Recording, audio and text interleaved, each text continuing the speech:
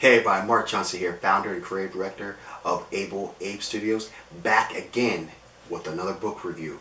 In today's book review, I am reviewing Tipping Point by Malcolm Gladwell. Haha, yes, Tipping Point. This is actually a book I've read two separate times.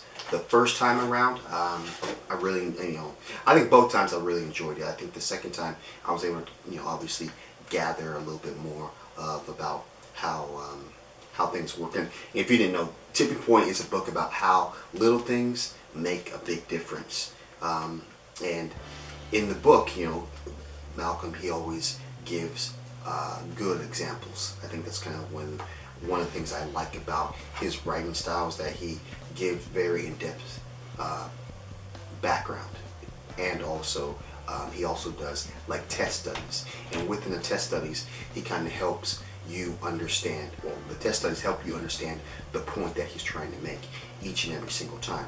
And so I definitely like that about the book.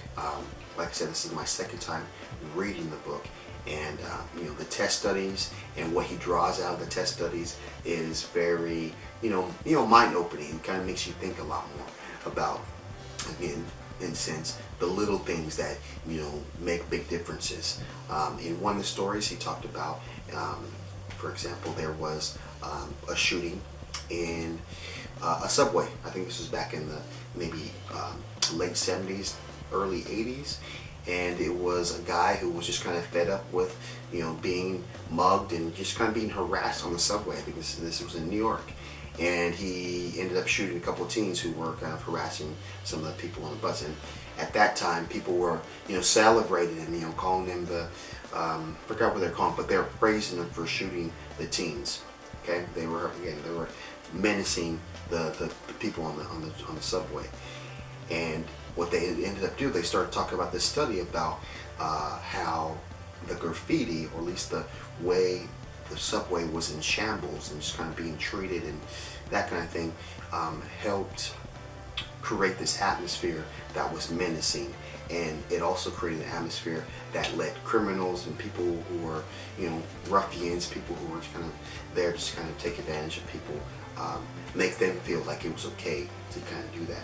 At a certain point, they hired a new commissioner of the subway, or a new police officer, and he started doing this thing where he was, spray painting over the graffiti, washing it out. If there was ever a train car that got a tag on it, they were to take it off the tracks and wouldn't get back on the tracks until it was cleaned up. And through that process, they found out that there is this thing that, like I said, it creates a menacing and feeling that such and such things can be okay. They can harass people, they can sell drugs, they can graffiti up houses and buildings and stuff like that, and everything will be okay because the police are not going to do anything about it. So once they started doing something about the graffiti, making the atmosphere a little bit more acceptable, they started to see a decline in the crime rate and things like that. And so he kind of tied that into the story of the subway guy that shot the teens, and kind of talk that with a little more in depthly.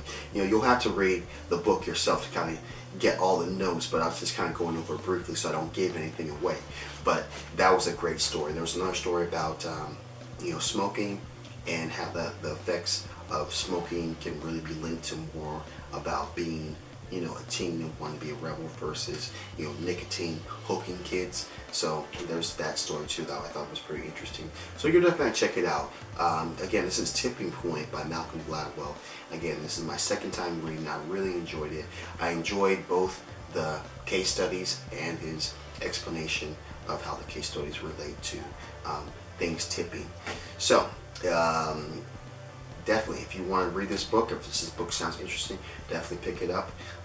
If you like this video, definitely give it a thumbs up. If you like what I'm doing with the channel, definitely subscribe. And if you want to share with me, maybe you read this book before and you had some points on there that you thought were interesting that you would like to share with me, leave that in the comment box below. I'd love to hear your comments and maybe start a conversation with you back and forth. Outside of that, maybe you have a book that you've made that you want to suggest that maybe I should read so I can review. I'd greatly like that. I greatly appreciate that too, so leave that in the comment box below. And like we always do at this time, have a blessed day. See you on the flip side. Let's go.